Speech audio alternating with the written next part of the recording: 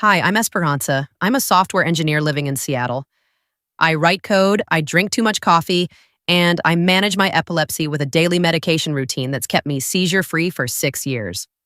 But on March 14th, in a Portland family courtroom during our inheritance hearing, I collapsed in front of Judge Herrera. My body convulsed, my head slammed into the mahogany table, and when the paramedics arrived, they discovered something that turned a civil dispute into a criminal investigation. But I'm getting ahead of myself. Let me take you back to where this nightmare actually started. If you or someone you know has ever had their health condition dismissed by family, minimized, or worse, deliberately sabotaged, please subscribe to this channel. I promise you, by the end of this story, you'll understand why Judge Herrera looked at my mother and sister and said, "This is attempted murder disguised as family love." And if you've ever been told you're too dramatic about your own health needs, drop a comment below. I read every single one. You're not alone. The courtroom was silent except for the hum of the air conditioning and the scratch of the court reporter's fingers on her stenography machine. I was sitting at a table with my attorney, Ramon Delgado, a sharp-dressed man in his 50s who'd been handling my grandfather's estate case for 3 months. Across from us sat my mother, Maria, 60 years old, with perfectly dyed auburn hair and a face that could shift from warm to cold in seconds. Next to her was my sister, Camila, 25, Instagram perfect, with her highlighted blonde waves and designer handbag that I knew she couldn't actually afford. We were there to settle my grandfather Raphael's estate. He'd passed away 6 months earlier, leaving behind $2.5 million in assets, a beautiful beach house in Cannon Beach, Oregon, and a small but profitable import business. His will was clear: 60% to me, 40% split between my mother and Camila. The reason? I was the one who'd moved back to Portland 3 years ago to care for him when he got sick. I'd spent every weekend at his bedside. I'd managed his medications, driven him to chemo appointments, held his hand when he was scared at 3 in the morning. My mother had visited twice in 3 years. Camila had come once, stayed 20 minutes, and spent the entire time taking selfies in his garden. But families don't care about fairness when money's involved. They care about what they think they deserve. And my mother and sister believed they deserved equal shares, regardless of who'd actually shown up. "Your Honor," Camila's lawyer was saying, "my client believes this distribution is fundamentally unfair. Ms. Esperanza has documented various health crises, but we have reason to believe these claims are exaggerated to gain sympathy and to justify her isolation from the family. She's simply upset about having to share her grandfather's estate fairly." I felt my hands start to tremble. Not from anger, though I was angry, but from something else. Something that had been building for weeks. A subtle shaking that I'd been trying to ignore. The kind of tremor that happens when your anti-seizure medication levels drop too low. Because here's what nobody in that courtroom knew yet. My medication had been disappearing. Let me back up. 3 months earlier, right after we'd filed the initial inheritance paperwork, I'd moved temporarily back into my mother's house in Portland. It was supposed to be practical. I was flying back and forth from Seattle for court dates and legal meetings anyway. My apartment lease was ending. Mom had insisted it would be easier for everyone if we were all under one roof during the legal process. She'd used her sweetest voice, the one she saves for when she wants something. "We're family, mija. Let's get through this together." I should have known better. The first time my medication went missing, I thought I'd miscounted. I kept my Keppra, 1,000 milliliter tablets twice daily, in a vintage metal box my grandfather had given me. It had an engraved inscription, "For my brave girl who never gives up." I'd been taking epilepsy medication since I was 19, after my first grand mal seizure in a college library. 9 years of perfect medication adherence. 9 years of no seizures. I was religious about it. But that first Tuesday morning in January, when I opened the box to take my morning dose, I counted the pills. I should have had 23 left until my next refill. There were 17. 6 pills. Missing. I stood in the bathroom counting again. And again. Maybe I'd taken an extra dose by accident? No, I had a phone app that tracked every dose. I showed it to my phone. Every dose logged, no extras. I walked downstairs into the kitchen. My mother was making coffee. Camilla was scrolling through her phone eating yogurt. Has anyone been in my room? I asked. My mother didn't look up. Why would we go in your room, Esperanza? Some of my medication is missing. Camilla glanced up then, and I saw something flicker in her eyes. Something that looked almost like guilt, but she covered it quickly with irritation. Oh my God, are you seriously accusing us of stealing your pills? That's paranoid. I'm not accusing anyone. I'm asking if anyone's seen them. Maybe you took them and forgot, my mother said, her voice maddeningly calm. You know how you get stressed during legal proceedings? Perhaps you're not keeping track properly. I keep track perfectly. I've been tracking for 9 years. Camilla rolled her eyes. Sharing is caring, sis. If I borrowed a couple to help me sleep, what's the big deal? We're family. My blood went cold. You what? I've been stressed about this whole inheritance thing, she said, not even looking guilty. I read online that seizure meds can help with anxiety. I took like 6 of them over the past week. I'll buy you some if it's such a huge deal. Camilla, those are controlled substances. They're prescription medication for a serious medical condition. You can't just try them like they're vitamins.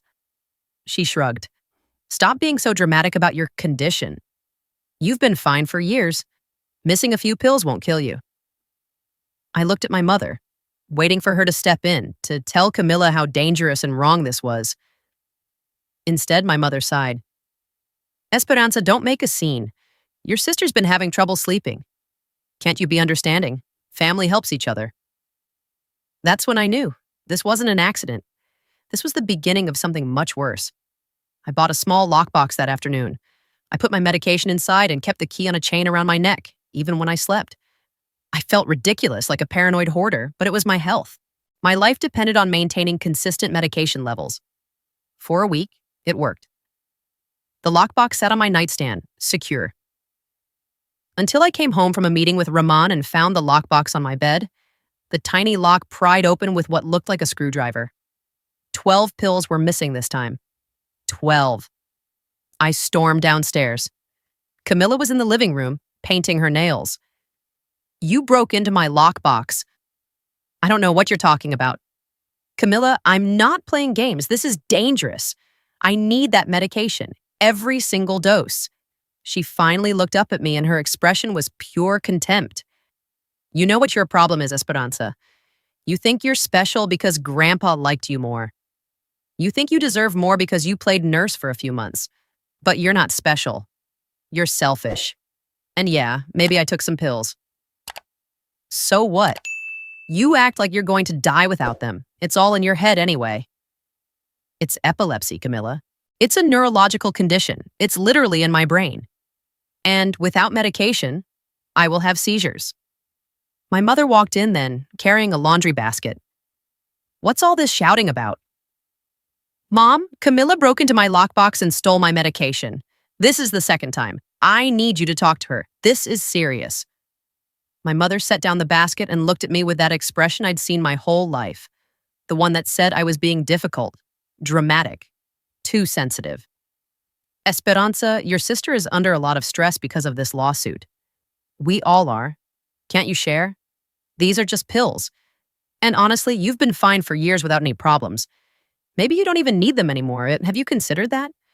Maybe the doctors had you on them longer than necessary, and you're just dependent now. I stared at her. That's not how epilepsy works. That's not how any of this works. Don't raise your voice at me. I'm trying to keep this family together while you fight us over money. Your grandfather would be ashamed of how selfish you're being. That word. Selfish. The word they'd been using against me since the will reading. As if caring for a dying man made me selfish. As if protecting my own health made me selfish. I called my neurologist that afternoon.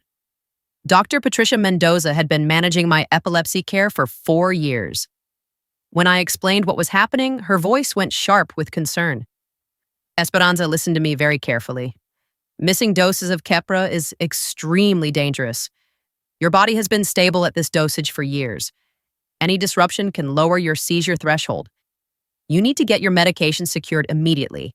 and you need to start documenting every instance of theft. I feel okay right now, I said, though even as I said it, I realized it wasn't entirely true. I'd been having small moments of confusion, brief episodes where I'd lose track of what I was saying mid-sentence. Twice at work, my coworker Miguel had asked if I was okay because I'd zoned out during meetings. Those are absent seizures, Dr. Mendoza said. Small seizures. They're warning signs. If you continue missing doses, you're at risk for a grand mal seizure. And Esperanza, you haven't had one in 6 years. Your brain isn't used to it anymore. Could be severe. That night, I bought a camera. A tiny one, the kind people use for home security. I hid it on my bookshelf, angled toward my nightstand where I kept my medication. I felt sick doing it. This was my family, my mother and sister. But Dr. Mendoza's warning echoed in my head. You're at risk. 3 days later, I watched the footage. There was Camila creeping into my room at 2 in the morning while I was asleep. She went straight to my nightstand, picked up the new lockbox I'd bought, a stronger one this time, and tried the combination. When it didn't open, she actually took the entire box with her. I found it the next morning in her room while she was at the gym, stuffed in the back of her closet. Empty. All 28 pills I'd just refilled. Gone. When I confronted her, she didn't even deny it. Yeah, I took them, she said, scrolling through her phone. You want to know why? Because I'm selling them. $5 a pill. Easy money. And before you freak out, it's not like you were using them anyway. You keep buying more, so obviously you have plenty. I couldn't breathe. You're selling my epilepsy medication. It's not like you're actually sick, Esperanza. You just want attention. You always have. I found her text messages later. I shouldn't have looked, but I did. She'd left her phone on the kitchen counter, and I saw a message from a friend. Lowell, my sister thinks I don't know where she hides her pills. Easy money. These things sell like crazy. That's when I started keeping records, real records. I documented every missing pill. I took photos of my prescription bottles and the refill dates. I went to my pharmacy and asked the pharmacist, Linda, to print out my entire prescription history. It showed perfect adherence. Every refill on time. Never late, never missing. I was a model patient. I also started noticing the symptoms Dr. Mendoza had warned me about. The absent seizures were getting worse. I'd lose chunks of time. 5 seconds here, 10 seconds there. At work, Miguel pulled me aside. Esperanza, are you okay? You've been spacing out a lot lately. 3 times this week, you've just stopped talking mid-sentence and stared off into space. I'm fine, I lied. Just stressed about the family stuff. But I wasn't fine. My hands trembled more. I had trouble focusing. I felt like I was walking through fog. And every time I went to take my medication, I counted compulsively, terrified I'd find more missing. The inheritance hearing was scheduled for March 14th. 2 weeks before that date, I moved my medication to my car. I kept it locked in my glove compartment, took my doses in parking lots before going into the house. My mother noticed. Why are you sitting in your car so long when you get home? She asked. Just taking work calls, I said. But she knew, they both knew. And they didn't care. Because in their minds, I was the villain. I was the daughter who'd stolen their inheritance. I was selfish, dramatic, too sensitive. The night before the court hearing, my mother sat me down at the kitchen table. Camila was there too, her arms crossed, her face set in that expression she wore when she wanted something. Esperanza, my mother said, using her gentle voice. I need you to think very carefully about what you're about to do tomorrow. If you go through with this, if you take that money from your sister and me, this family is over. Do you understand that? We will never speak to you again. Grandpa Raphael left his money the way he wanted. I said quietly, I didn't steal anything. I was there. I took care of him. That's why he left me more. You manipulated a dying old man, Camila snapped. You isolated him from his real family and made him think we didn't care. You poisoned him against us. I didn't have to. You did that yourselves by never visiting. My mother's face hardened. Fine, if that's how you want it. But don't come crying to us when you're old and alone with nobody who loves you. Money doesn't buy family, Esperanza. Neither does guilt, I said. I didn't sleep that night. I sat in my rented car in a Safeway parking lot, my medication bottle clutched in my hand, and I cried because I knew tomorrow would change everything. I knew that when I walked into that courtroom, I wasn't just fighting for my inheritance. I was fighting for my right to exist without being gaslit, manipulated, and poisoned by the people who were supposed to love me. I just didn't know how literal that fight would become. The courtroom was cold. I remember that detail. The air conditioning was too high, and I wrapped my cardigan tighter around my shoulders as I sat next to Ramon. My mother and Camila sat across the aisle with their lawyer, a middle-aged man in an expensive suit who specialized in estate disputes. Judge Linda Herrera was a woman in her mid-50s, with sharp eyes and an expression that suggested she didn't tolerate nonsense. She'd reviewed our case files. She knew the terms of the will. This should have been straightforward. But families make everything complicated. Camila's lawyer stood first. Your Honor, my clients contest the distribution outlined in Mr. Rafael Ortiz's will. They believe the testator was unduly influenced by Miss Esperanza Ortiz during his final illness. Furthermore, we have concerns about Ms. Esperanza's mental fitness to manage such a large estate, given her documented history of medical and psychological issues. Ramon stood immediately. Objection, Your Honor. My client has epilepsy, which is a managed medical condition, not a psychological issue, and there is zero evidence of undue influence. Miss Esperanza provided care for her grandfather while other family members were largely absent. Judge Herrera nodded. I've read the medical records and the documentation of care. Mr. Delgado is correct. Epilepsy is not grounds for questioning someone's competence. Do you have any actual evidence of undue influence? Camila's lawyer shifted.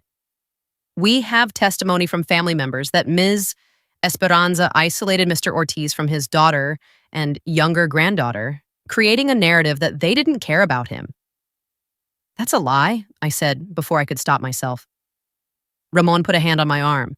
Your Honor, we have extensive documentation showing my client's caregiving, including medical appointment records, pharmacy receipts for medications she purchased for her grandfather, and testimony from Mr. Ortiz's healthcare providers. We also have Mr. Ortiz's own written statements explaining his reasoning for the distribution. Judge Herrera looked at my mother and sister. Mrs. Ortiz, how many times did you visit your father during his final 3 years? My mother straightened her spine. I visited when I could, Your Honor. I have my own health issues. Travel is difficult. How many times? A pause. Twice. And you, Miss Camila Ortiz? Camila lifted her chin. Once. But I called him every week. Phone records don't support that claim, Ramon said quietly, pulling out a document. We have Mr. Ortiz's phone records from his final year. There are 3 calls from Ms. Camila Ortiz, total duration 11 minutes. Judge Herrera's expression tightened. I watched her make a note. That's when I felt it. The first tremor. My right hand started shaking, just slightly. I pressed it against my thigh under the table, trying to steady it. But the shaking spread. Up my arm, into my shoulder. No, not now. Please, not now. I realized with horror that I'd forgotten to take my morning dose. In the chaos of preparing for court, of triple-checking documents with Ramon, of trying to avoid my mother and sister in the house, I'd left my medication in my car. I'd been so careful for weeks, and this morning, I'd forgotten. Ms. Esperanza, would you like to make a statement? Judge Herrera asked. I stood up, or I tried to. My legs felt weak. The room tilted slightly. I gripped the edge of the table. Your Honor, I started, and my voice sounded distant to my own ears. I loved my grandfather. I didn't manipulate him. I showed up. And I'm not asking for more than what he wanted to give me. This isn't about punishment. It's about recognition that I was there when he needed someone. The fluorescent lights were too bright. They seemed to pulse. My vision started to narrow at the edges, tunneling. I heard Dr. Mendoza's voice in my head. Warning signs. You're at risk. I have evidence, I continued, reaching for the folder Ramon had prepared. Evidence that my medication has been stolen repeatedly by my sister, that she's been selling it, that my mother knew and did nothing, that they've been trying to... The words stopped. I couldn't remember what came next. The courtroom swam. I saw my mother's face across the aisle, her expression shifting from anger to something like alarm. Camila's mouth was open, forming words I couldn't hear, and then the seizure hit. My body went rigid, every muscle locked. I felt myself falling, but I couldn't catch myself. My head slammed into the mahogany table with a crack that echoed through the courtroom. Then I was on the floor and my body was convulsing, violent, uncontrollable shaking. I'd had seizures before, but never while conscious enough to experience them. This one, I felt everything. The terror, the complete loss of control, the sense that my brain was short-circuiting, and there was nothing I could do to stop it. I heard screaming. My mother, maybe. Or Camila. Judge Herrera's voice, sharp and commanding. Bailiff, call 911 immediately. Someone help her. Don't let her hit her head again. Hands on me. Someone turning me on my side. Ramon's voice. She has epilepsy. She takes Keppra. I don't know if she took it this morning. Then the seizure shifted. The convulsions slowed. But I couldn't wake up. I was trapped somewhere between consciousness and unconsciousness, aware of voices and movement, but unable to respond. This was the post-ictal state. I'd learned about it in neurology appointments. Your brain is rebooting. You might not remember any of this, but I remembered the fear. God, I remembered the fear. Remembered. When the paramedics arrived, I heard their questions. When was her last dose of anti-seizure medication? Does anyone know? Does she have her medication with her? I tried to speak. My mouth wouldn't work. My tongue felt thick and foreign. A woman's voice. Pharmacist Linda. I recognized her voice even through the fog. Your Honor, I'm a pharmacist at Walgreens on Morrison Street. Ms. Esperanza is my patient. I can confirm she fills her prescriptions exactly on time. She's never missed a refill in the 4 years I've known her. She's one of the most compliant patients I've ever had. If she's having breakthrough seizures after 6 years of being seizure-free, something is very wrong. Someone has been interfering with her medication. Judge Herrera's voice, ice cold. Everyone stay where you are. This hearing is suspended. Officer, I want statements from everyone in this room before anyone leaves. Ms. Ortiz is being transported to the hospital, and I want a full medical evaluation. As they loaded me onto the stretcher, I managed to open my eyes. I saw my mother's face, white with shock. I saw Camila crying, her hands covering her mouth. And I saw Judge Herrera standing with her arms crossed, staring at them with an expression I couldn't quite read. Was it disgust? Horror? Something else? The last thing I heard before they wheeled me out was Dr. Mendoza's voice. She must have been on speakerphone with someone in the courtroom. This is Dr. Patricia Mendoza, Miss Ortiz's neurologist. If she's been missing doses of Keppra, her seizure threshold has dropped dangerously low. Whoever has been taking her medication has been putting her life at risk. This isn't a family dispute anymore. This is medical sabotage. The ambulance doors closed. The siren wailed. And as I drifted into exhausted sleep, my last conscious thought was, they finally believe me. I woke up in a hospital room with an IV in my arm and Dr. Mendoza sitting in a chair beside my bed. The fluorescent lights were dimmed, and through the window I could see it was dark outside. How long had I been out? Welcome back, Dr. Mendoza said softly. You gave everyone quite a scare. My throat was dry. What happened? You had a tonic-clonic seizure in the courtroom? A severe one. You were post-ictal for about 40 minutes. Then you slept for 3 hours. We've been running tests. She pulled her chair closer. Esperanza, when was the last time you took your medication? I tried to remember. Yesterday evening, 8 p.m. I was supposed to take it this morning at 8, but I forgot. I was rushing to get to court, and I left it in my car. One missed dose shouldn't have caused a breakthrough seizure after 6 years of stability. Unless, she paused, unless you've been missing doses regularly. Your blood work shows your Keppra levels are far below therapeutic range. That doesn't happen from one missed dose. That happens from weeks of inconsistent medication. Tears started rolling down my cheeks before I could stop them.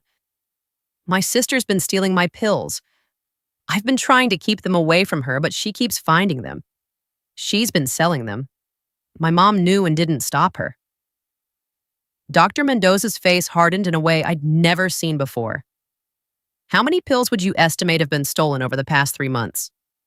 I don't know exactly, maybe 60, 70. I've been documenting it.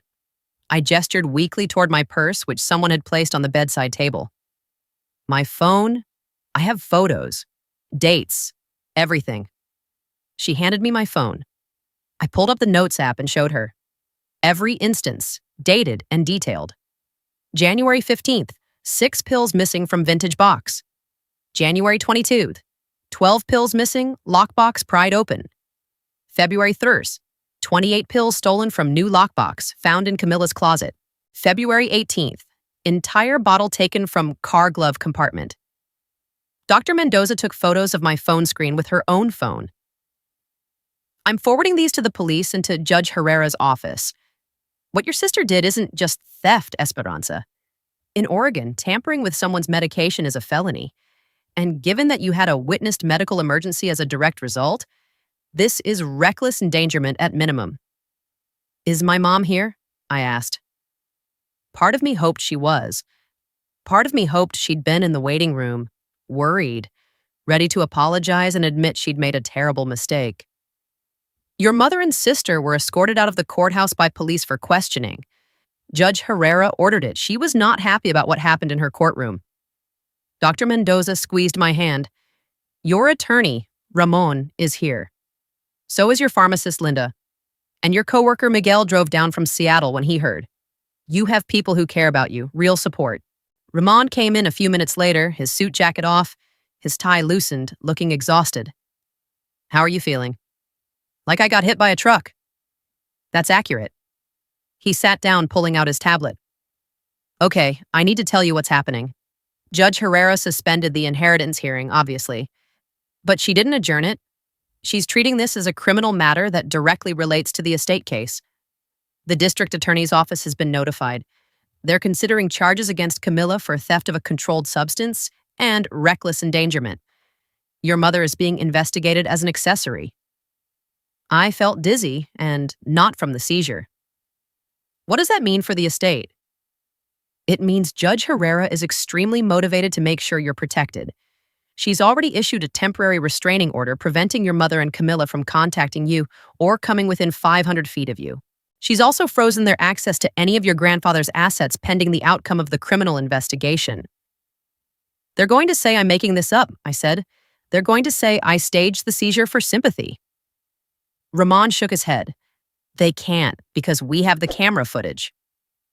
I blinked. What camera footage? The security camera you installed in your bedroom. The one that caught Camila stealing your medication. You gave me access to your cloud storage last week, remember? When you were gathering evidence? I pulled all the footage this afternoon and provided it to the DA's office. Esperanza, we have video of your sister breaking into your room 3 separate times and taking your medication. We have screenshots of her text messages about selling it. We have your pharmacy records showing perfect compliance. And we have testimony from Linda, Dr. Mendoza, and Miguel about the physical symptoms you've been experiencing. The hotel room, that tiny camera I'd hidden on the bookshelf.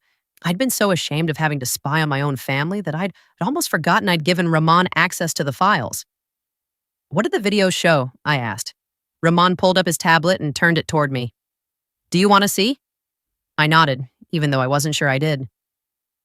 The first video was time-stamped 2:17 a.m., February 3rd. The image was grainy, but clear enough. My bedroom door opened slowly. Camila crept in, wearing pajamas, her phone flashlight on. She went straight to my nightstand, picked up the lockbox, and tried the combination. When it didn't work, she actually took the entire box and left. The second video was worse. February 18th, 3:40 a.m. This time she came in with a screwdriver. She sat on my floor for 10 minutes, working at the lock until it popped open. She dumped the pills into a Ziploc bag, left the empty box on my nightstand, and walked out. The third video was from just 5 days ago, March 9th. She didn't even try to be sneaky this time. She walked in during the day while I was at work, went through my dresser drawers, found the bottle I'd hidden in a sock, and pocketed it. She was smiling. Jesus, I whispered. Judge Herrera watched all 3 videos, Ramon said. She also read Camila's text messages, the ones where she bragged about it. Esperanza, the judge was livid. I've been practicing law for 26 years, and I've never seen a judge that angry in a civil proceeding. A knock on the door interrupted us. A woman in a police uniform came in, introducing herself as Detective Sarah Fuentes. She was in her early 40s, with kind eyes and a no-nonsense demeanor. Ms. Ortiz, I need to take your statement about the theft of your medication. I know you're recovering, so we can keep this brief, but I need the details while they're fresh. I told her everything. Every stolen pill, every dismissive comment from my mother, every time Camila had gaslit me about being dramatic. Detective Fuentes took notes, asked clarifying questions, and never once made me feel like I was overreacting. Here's where we are, she said when I finished. We have enough evidence to arrest your sister on multiple charges. Theft of a controlled substance, which is a Class C felony in Oregon, criminal mischief for the damaged lockboxes, and reckless endangerment, which becomes a much more serious charge given that you had a witnessed seizure. We're also investigating your mother for aiding and abetting, failure to report a crime, and potentially neglect of a vulnerable person. I'm not vulnerable, I said automatically. Detective Fuentes looked at me steadily. You have a medical condition that requires daily medication to prevent life-threatening seizures. Someone in your household was systematically stealing that medication while you slept. Your mother knew and did nothing. Under Oregon law, that absolutely qualifies as a vulnerable person situation. The words hit me harder than I expected. I'd spent so long trying to prove I wasn't weak, wasn't dramatic, wasn't making it up, that I'd never considered that maybe I had actually been vulnerable, that maybe needing protection wasn't the same as being weak. Miguel came in after Detective Fuentes left. He was carrying a bag from Chipotle and a stuffed animal, a little corgi with a dopey expression. The burrito is still warm, and the dog is from the hospital gift shop because everything in there is depressing as hell, so I chose the least depressing thing, he said, setting both on my bedside table. How are you doing? I'm okay, I said, and then immediately started crying. Again, I was so tired of crying. Miguel pulled up a chair. For what it's worth, everyone at work is pissed on your behalf. When I told them what happened, Sarah from accounting said she'd testify if you needed workplace witnesses about the absent seizures. And James from IT said he'd drive down here himself to have words with your sister, which I strongly discouraged because James is like 5'6" and definitely not intimidating. I laughed through the tears. Tell James I appreciate the thought. Seriously though, Esperanza, we all noticed something was wrong. You weren't yourself. You'd zone out in meetings, lose track of conversations. I asked if you were okay like 3 times, and you always said you were just stressed about family stuff. I should have pushed harder. This isn't your fault. I know, but I'm your friend, and I should have noticed you were in trouble. He opened the Chipotle bag and handed me the burrito. Eat. Dr. Mendoza said you need to get your strength back. The burrito was perfect. I hadn't realized how hungry I was until I started eating. Miguel sat with me while I ate, telling me stupid stories about work drama and a disastrous date he'd gone on last week. Normal things. Things that had nothing to do with courtrooms or seizures, or families that betrayed you. When he left, I pulled up the notes app on my phone again and started writing. Not documentation this time, just thoughts, feelings, things I needed to get out of my head. My mother always made me feel like I was too much, too sensitive, too needy, too dramatic. And I spent years trying to be less, smaller, quieter, trying not to need things, trying not to have a medical condition that inconvenienced anyone. But the truth is, I wasn't too much. They were too little empathy, too little care, too little basic human decency. I needed my medication to live. That wasn't dramatic. That was reality. And anyone who couldn't understand that, who would steal it anyway, who would call me selfish for trying to protect my own health, those people weren't family. They were just people who shared my DNA. Dr. Mendoza discharged me the next morning with strict instructions. Take my medication at the exact same times every day, no exceptions. If I missed even one dose, I was to call her immediately. She gave me a week's worth of samples to bridge the gap until I could refill my prescription safely. And she made me promise I'd stay somewhere other than my mother's house. "Do you have friends in Portland you can stay with?" she asked. "I have a friend from college, Natalia. She's offered before." "Call her, stay there. Don't go back to that house until the legal situation is resolved." Natalia picked me up from the hospital in her ancient Honda Civic, gave me a long hug, and didn't ask a single question until we were back at her apartment. "So," she said, handing me a cup of tea, "your sister's a psychopath, huh?" I snorted. "Apparently." "I always thought she was shady. Remember when we were in college and she visited you that one time? She stole $40 from my wallet and then swore she didn't even see my wallet."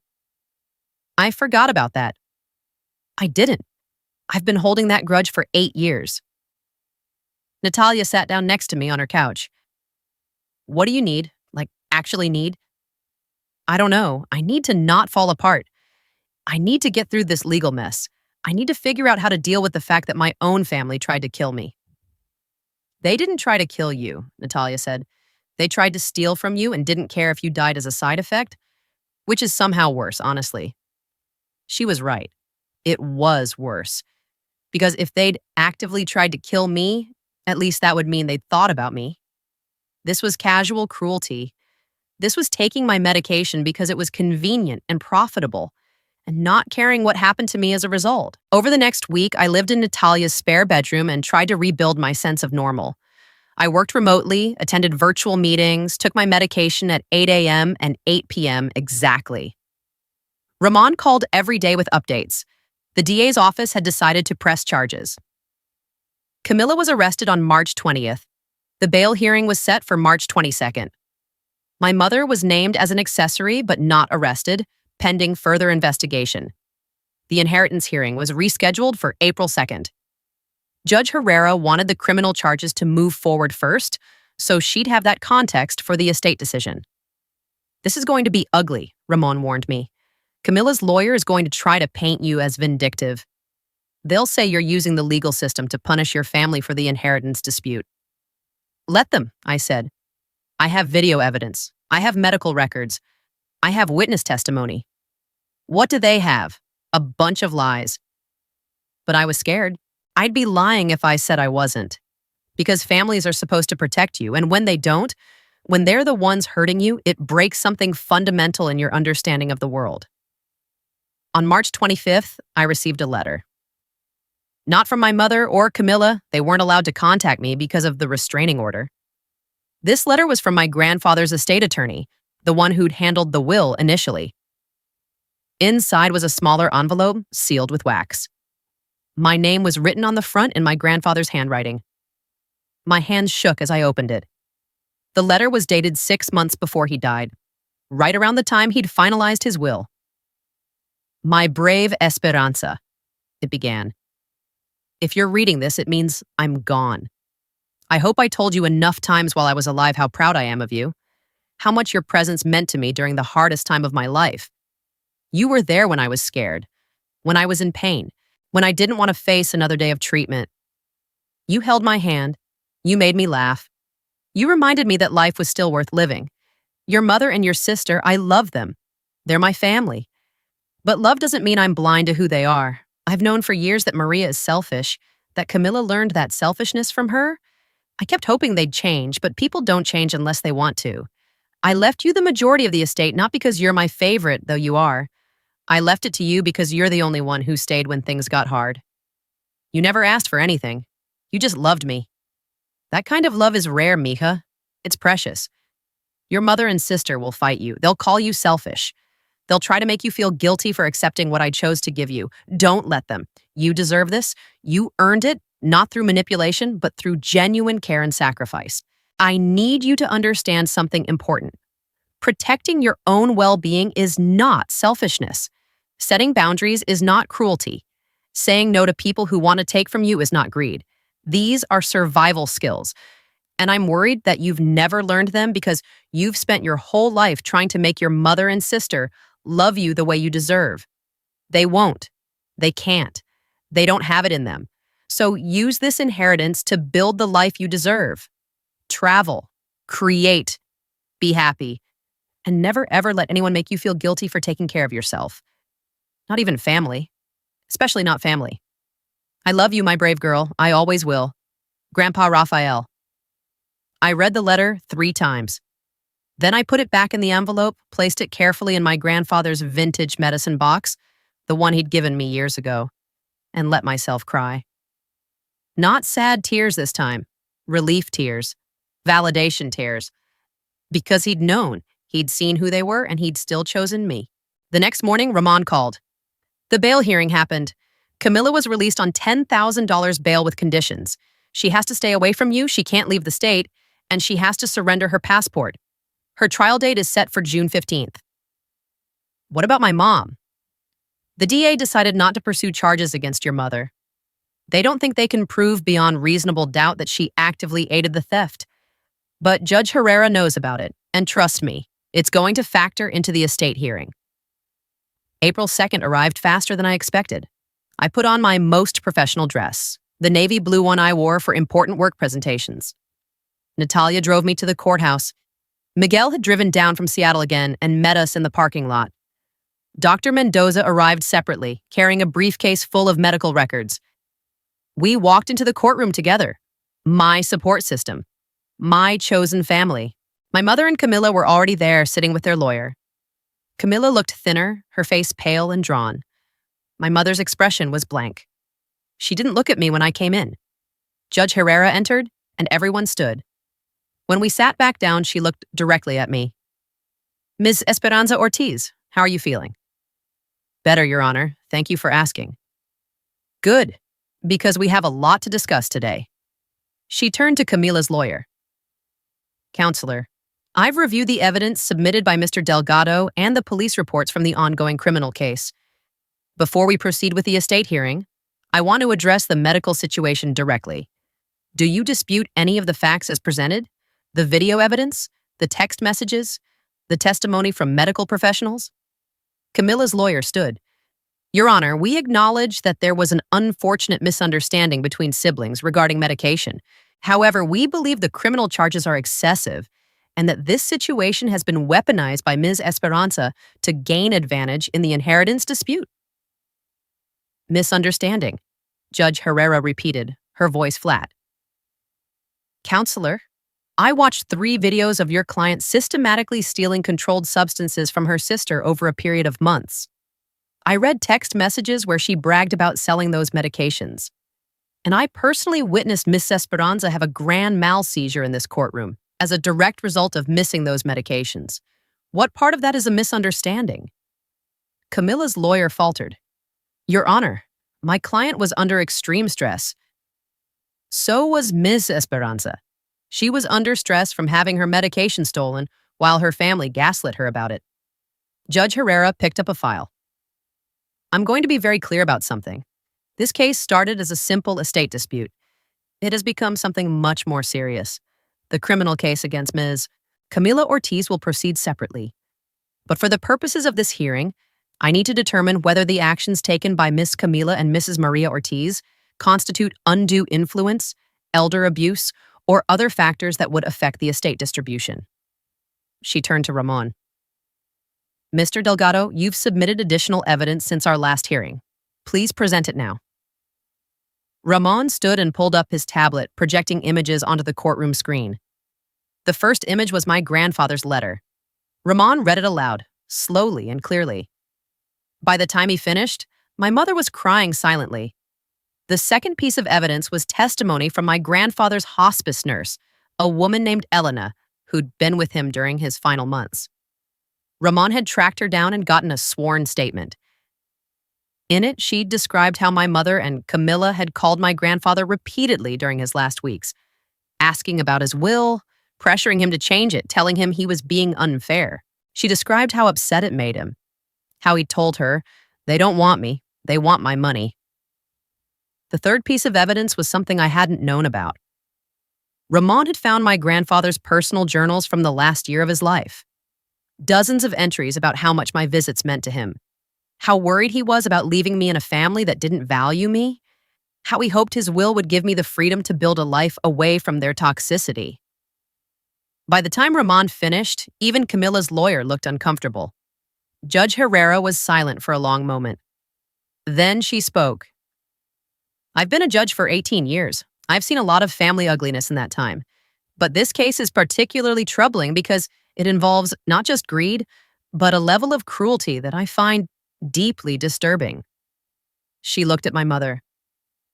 Mrs. Ortiz, your father left his estate to his granddaughters in the proportions he chose. He was of sound mind. He was not coerced. The evidence is overwhelming that he made this decision based on who actually cared for him in his time of need. Your daughter Esperanza sacrificed her time, her career mobility, and her emotional energy to care for him. You visited twice in 3 years. That's not a matter of dispute. That's documented fact. My mother opened her mouth to speak. Judge Herrera held up her hand. I'm not finished. Your other daughter, Camila, not only failed to care for her grandfather, but she has now been criminally charged with stealing medication from her sister, medication that prevents life-threatening seizures. You were aware of this theft and did nothing.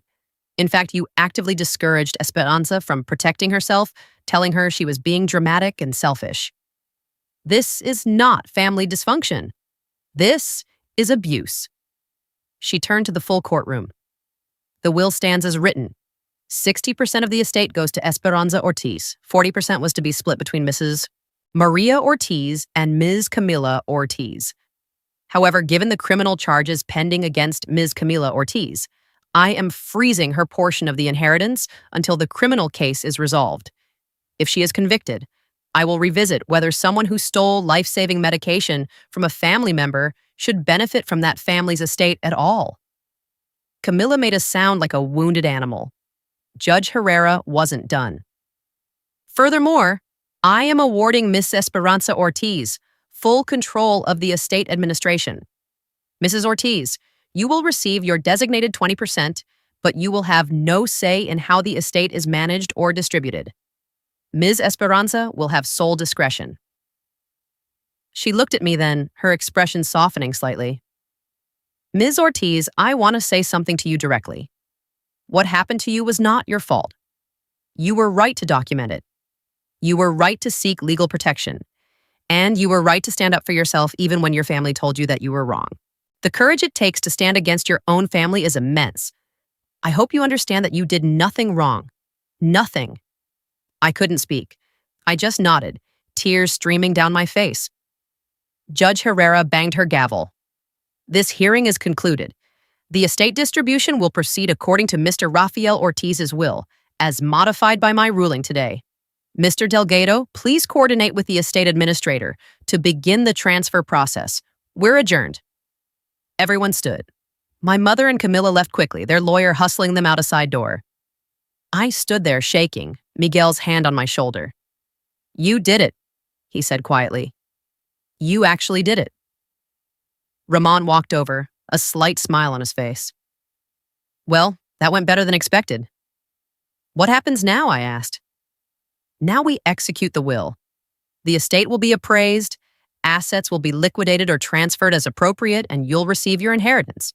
Given the size of the estate, it'll probably take 3 to 4 months to fully settle. But Esperanza, you won, unequivocally. Dr. Mendoza hugged me on the courthouse steps. I'm proud of you, and I want you to schedule a follow-up appointment next week. We need to make sure your medication levels are stable and that there's no lasting damage from the seizure. I will, I promise.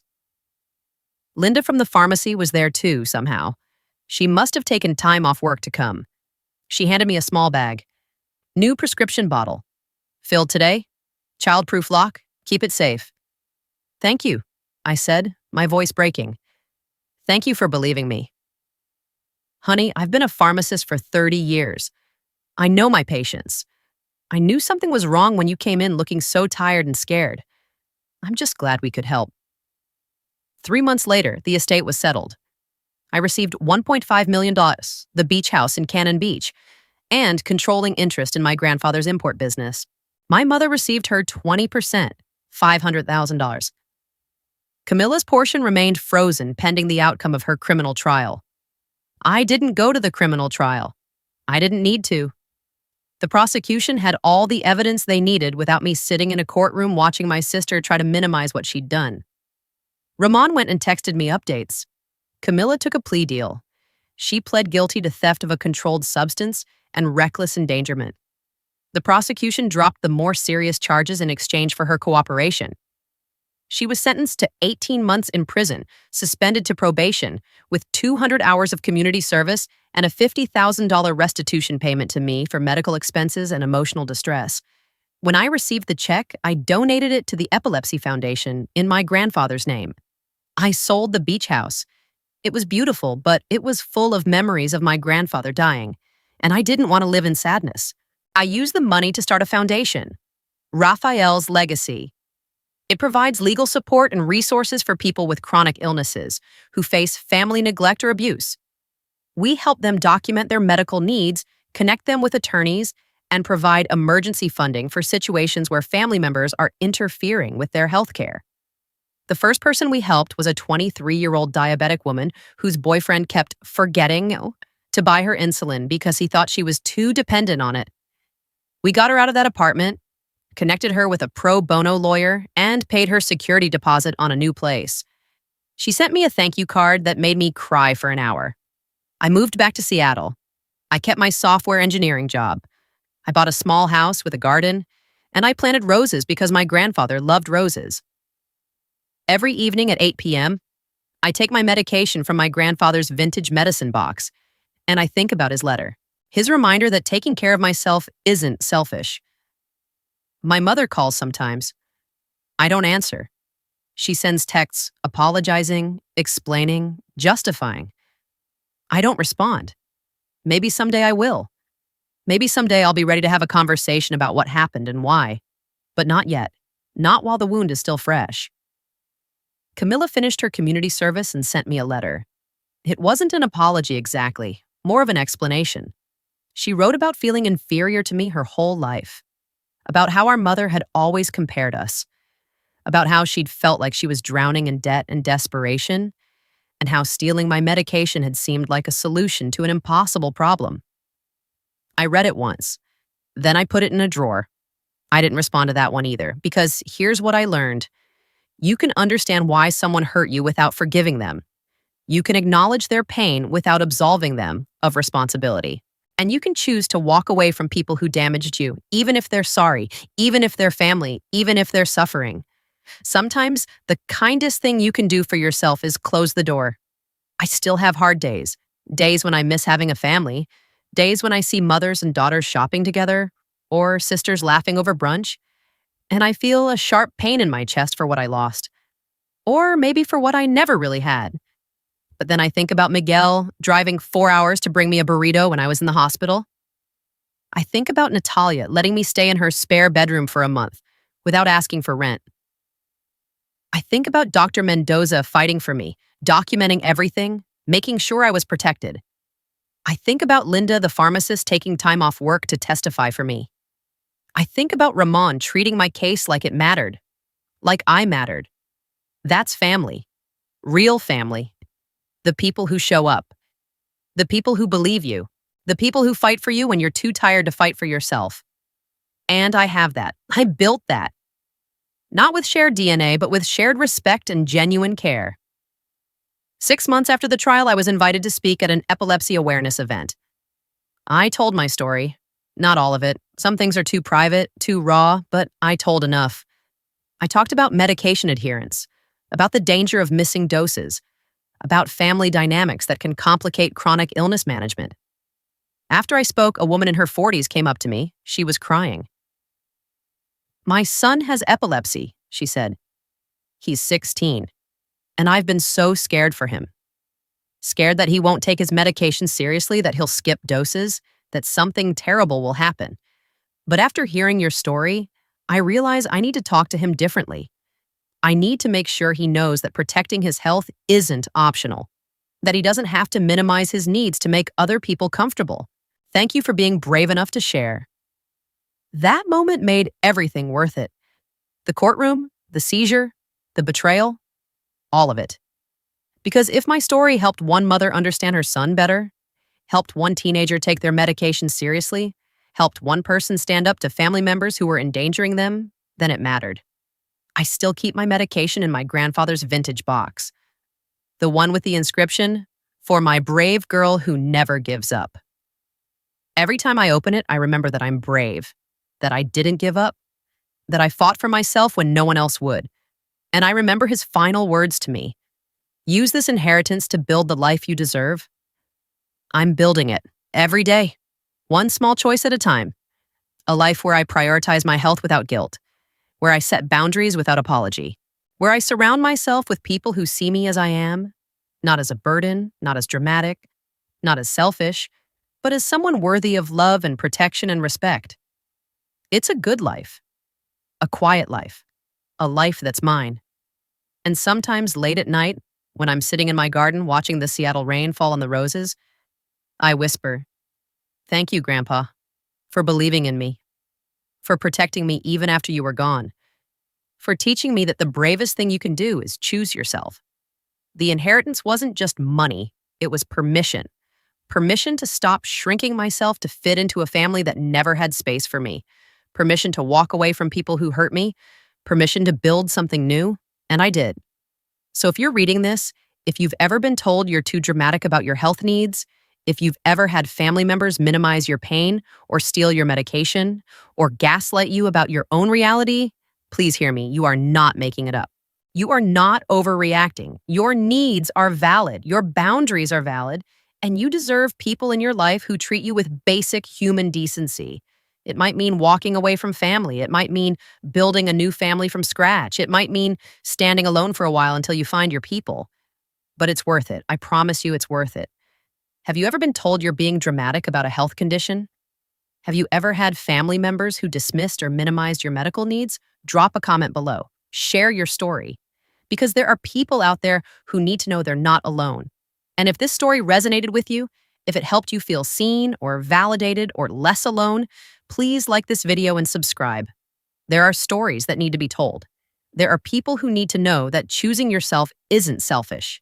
It's survival. And survival is the bravest thing we can do.